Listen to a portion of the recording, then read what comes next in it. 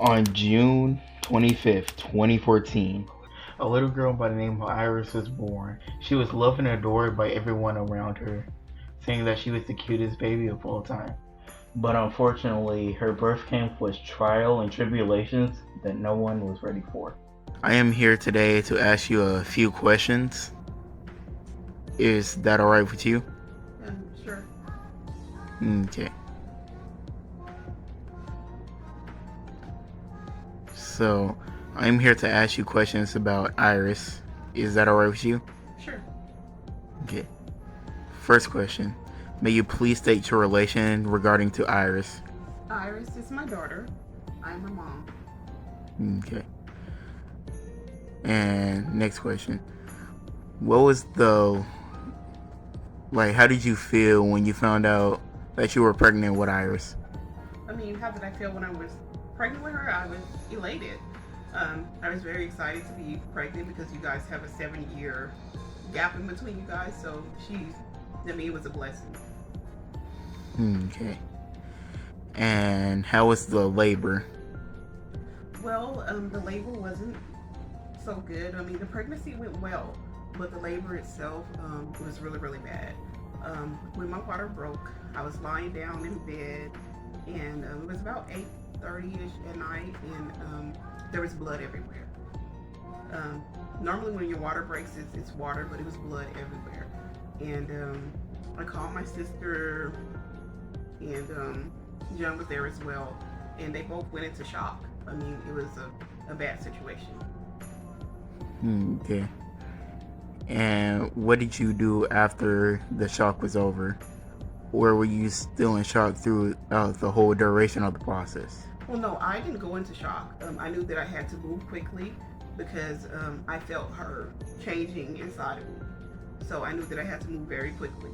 I can say it was about 4 to 5 minutes before the paramedics actually came, and when they came, they took us immediately. My placenta burst, and when that happened, me and my daughter was gonna die. We weren't expected to live. Okay. So, how was the ride over to the hospital? Did it further complicate things, or did things go smoothly with that? Well, for me, the ride was devastating because I could feel her not breathing. It felt like her whole entire life had changed. She went from moving around a lot to not moving at all. By the time we got to the hospital, I honestly thought that she had passed away. They did tell us that we weren't going to live, and they called my family, so I do remember them being at the bedside, and everyone was there, and we weren't expected to make it. Okay. But we are here doing an interview today, so you clearly have made it. Yes. So how did they treat your daughter? Well, they treated her well at the hospital. I wasn't able to see her again because I was in a bad situation. It took about maybe like 5 minutes for me to actually see her, but when I was trying to get up, I do remember they had probes in my nose. They had a tube in my mouth. Things going on with my heart and chest, probes everywhere. And I remember taking it off because I wanted to see her. And they explained to me that I was gonna die, and that it wasn't a good idea for me to take those things off. I remember going through that process, but I do remember the Lord speaking to me and saying, you should live and not die. I heard it clearly. And so once the Lord spoke to me, I was able to pull all that stuff off because I'm a firm believer in Him. So I pulled it all off, and I went and I wanted to go see my daughter. I walked down the hallway to see her. Okay. And how did you feel once you saw her? I almost fell to the floor. She was having a seizure. There was blood everywhere. They had tried to pump the blood out of her. She had died about 3 times, I believe. She was having seizures, so her hands was straight in the air, and she was seizing. And her head was swollen. It was a bad sight, a really, really bad sight. No parent should have to ever see anything like that. Okay. If you could give advice to parents in a similar situation, what would you give them? Well, the advice I would give to fight. I would tell them definitely to fight for their children, fight for themselves, fight for your life. Um, I don't think that I would have made it if it wouldn't have been for like God, but my goal was to fight for her. And I remember when the situation came, they were going to separate her and take her to Children's Hospital, and I was over in Dallas. I mean, the Doctor's Hospital of Dallas, and so I was over there, and they was going to move her. So my family was kind of confused about where to go and what to do. So I told my family to go and support her because I knew that I was going to get out of that hospital, and I knew that I couldn't get out of that hospital if my family stayed. They were going to make me stay in the hospital. So I provoked them to go and be with Iris. So everyone traveled over to Children's Hospital, and they traveled in their own vehicle. So they all went over to Children's, and I stayed at Doctor's Hospital. So if you told your family to go ahead and you didn't have any form of ride, how did you get to the Children's Hospital? Well, I didn't have anybody to take me because I knew they weren't going to allow me to leave the hospital. I called the city bus. I remember bleeding out, and I got there. I called the doctor over there, and I wanted to know the status of my daughter. And they clearly told me that she wouldn't live 24 hours. So I knew that I had less than 24 hours to get to her. And so my goal was to get to my daughter, and that's exactly what I did. Okay. So, your advice to parents is to keep fighting no matter what, even if you're dying. Yes. I mean, regardless, because, even when a situation doesn't look good, you don't stop. As a mother, as a parent, I would never stop when it comes down to protecting and make sure my children are okay. You just don't stop. And I couldn't. I had to fight for her. And after God had gave me confirmation that I should live, I wanted to be there with her. And so upon arrival of getting to the hospital and everything like that, they took me into a room. They took myself and John to the room so we could see the x-ray of her brain. And it was horrible. About 98% of her brain was damaged. They said that she would never walk, she would never talk, she would never see. They pretty much wanted to pull the plug. So they brought in a document for me to sign stating that they can go ahead and pretty much pull the plug on her. We talked it over, and I didn't want her to suffer, honestly. For just a moment, I hesitated and I wanted to sign the paperwork. But, John said no. He said we don't have the power of life and death. That's God's job. So we can't put that power into our hands. So we did not sign the paperwork, and immediately after that, I wanted to see my child. Okay. And so after that, my daughter was in a little box. They put her in a little box. Well, not a box, but a clear incubator, and it had holes in it and little gloves. So I had to stick my hand in there in order to touch her.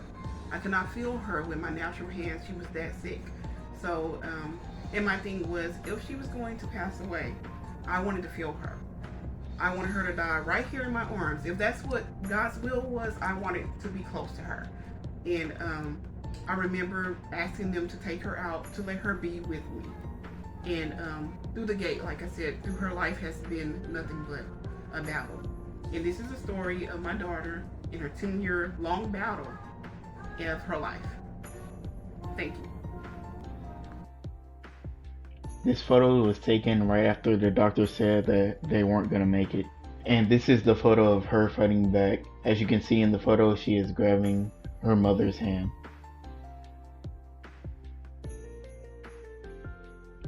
And this is her father praying over her to give her a reason to keep fighting. As you can see, she's coming along well. And that's the power of God.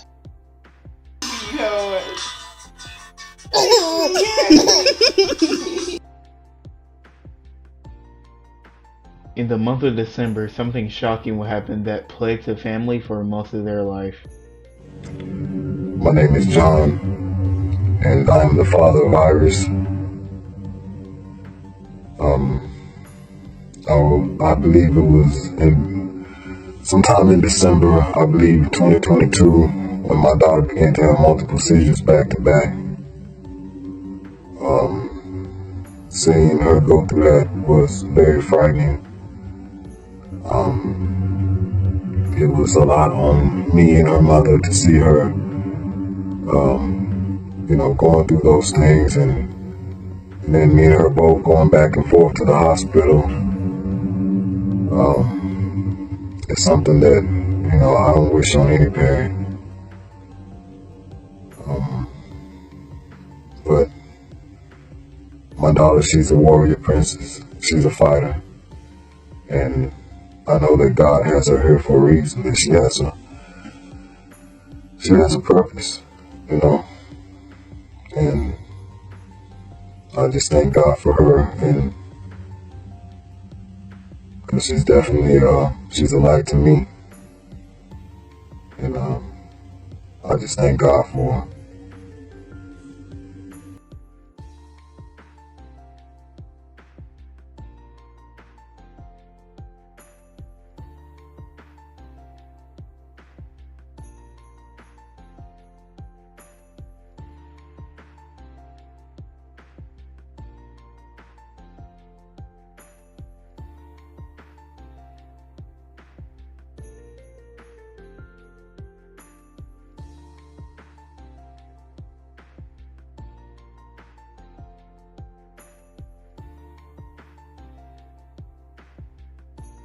While experiencing nightly seizures, this baby had to deal with another battle with her ankle, which led into another surgery.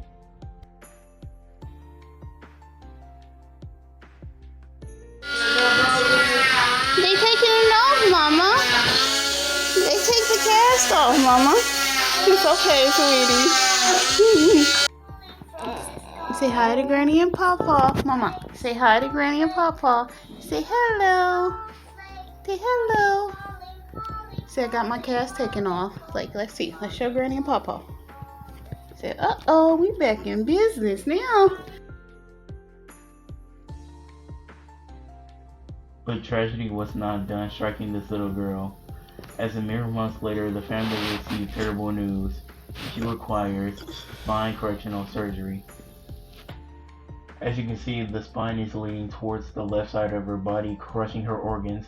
This can lead to potential death. My poor baby.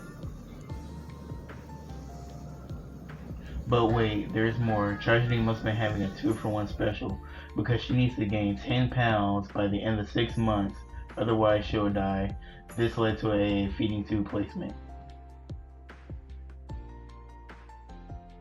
A couple of months later, she gained the necessary 10 pounds for her surgery. Hi, we're in preparation for Iris's back surgery. Iris, say hello. Say hello. Say, Mommy, I'm ready. Yeah, we're getting her ready for her back surgery. This is the first video. We are in her pre-op appointment at Scottish Rite. We will get back to you in the next video. Say bye-bye.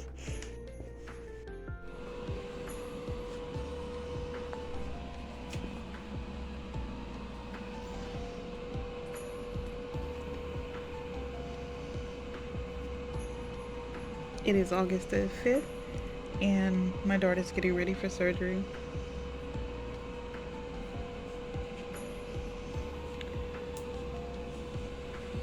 Here, just sitting and waiting. My daughter is getting her surgery done right now.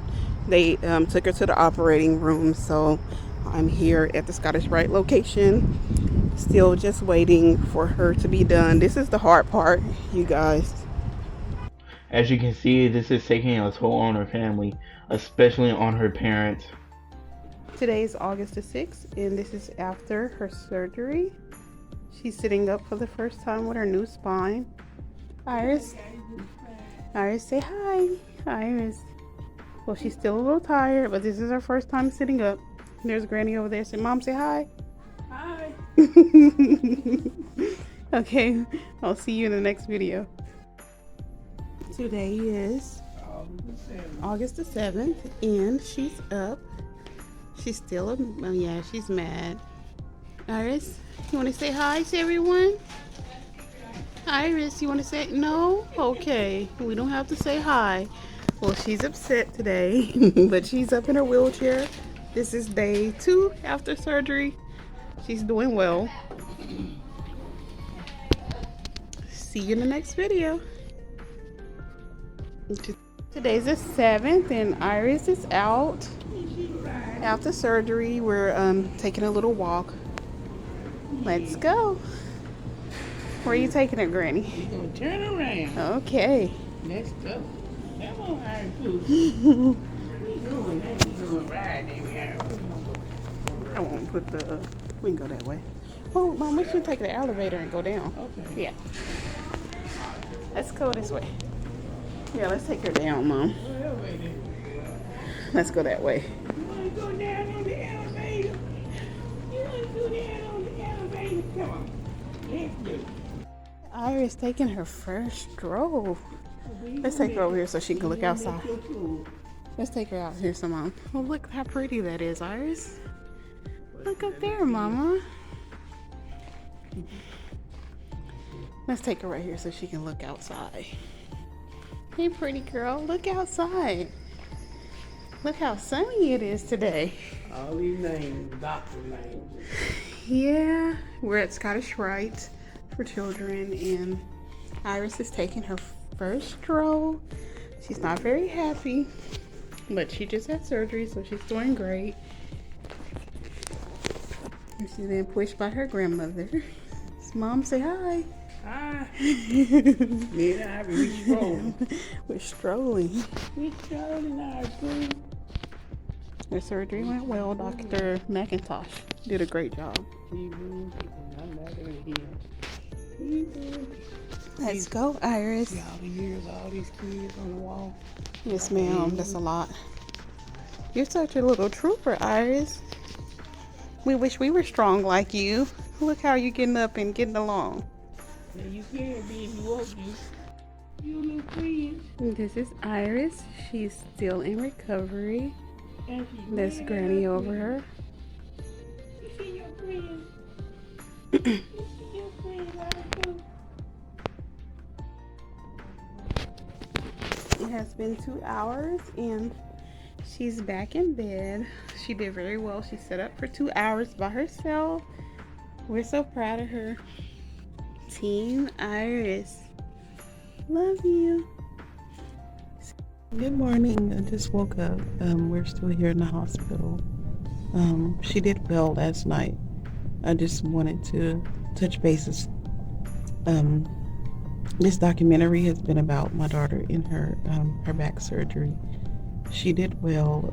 She's pulling through, and I just thank God. Dr. McIntosh at Scottish Rite Hospital did an excellent job.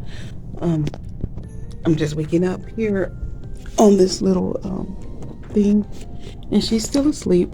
I believe her nurse is over there, but I don't want to put her on video without her permission. But she's knocked out. We'll see how today goes. Today is August the 8th. I look crazy, but I'll see you in the next video. On this day, her grandfather came and stayed the night with Iris to give her parents a break. Iris, give mommy a kiss. Iris, don't. You're still. Give mommy a kiss. No kissing? Okay. This is your documentary. Today is August the 9th. And yes, today is August the 9th. And she's a little upset with me for making her have surgery. So that means no kisses, nothing. You're not talking to mommy, none of that. Okay, I get it. I get it. Today is August the 9th. And she's going to be discharged today.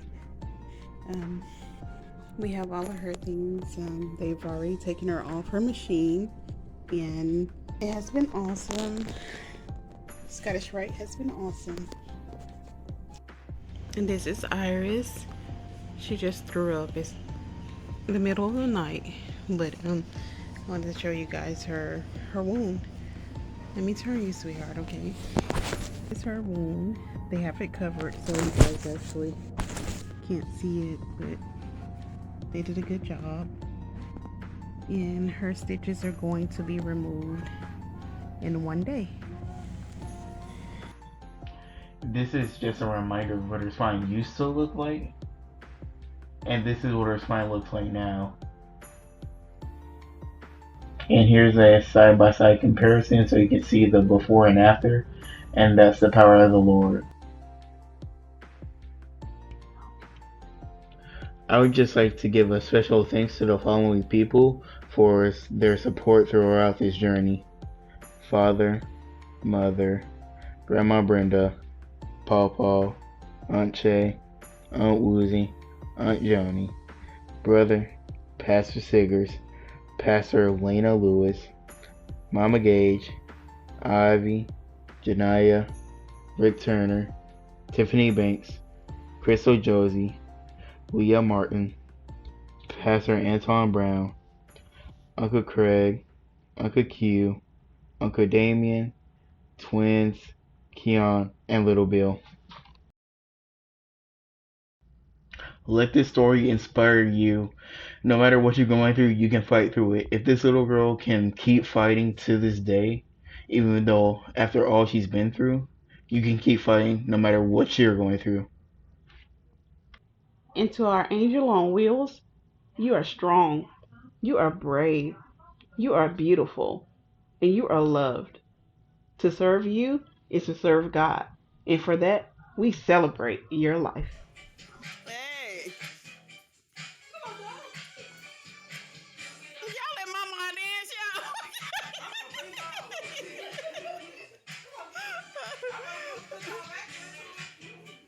Oh, mama, you got a 25. Uh-oh.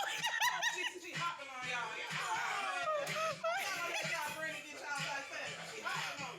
Is yours clear? Mine not clear.